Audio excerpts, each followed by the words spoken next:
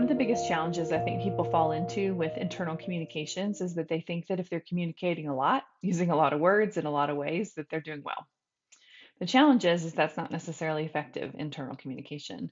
And so I'll find that clients are spending a lot of energy, a lot of cost and dollars, right, in people and resources and these types of things to be able to manage an internal communications plan.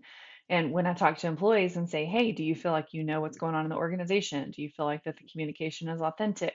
Do you feel like that you have a voice to share your opinion? Oftentimes those things don't match up. So, one of the things you can do is to assess each medium or mode of communication and what its current purpose is versus what its future purpose should be or you want it to be. So, I like to look at these all at once. Sometimes people will say, oh, yeah, we created this newsletter this time and we do this piece for this thing. When you sit down and you lay them all out in front of you, one is it helps you to understand how much you're spending in terms of energy and focus, and is it actually messages that could be pushing people from a lot of different directions and confusing them.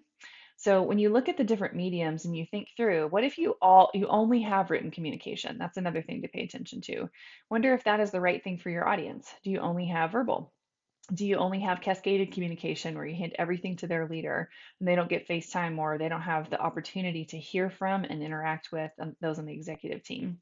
Just different points of awareness to be able to think through what makes most sense for our organization and what makes most sense for our level of resourcing for this, right? If you don't have someone who's focused on internal communications, does that mean that the CEO, if you are the CEO, can manage that at all times? Probably not. So, how might you think about that?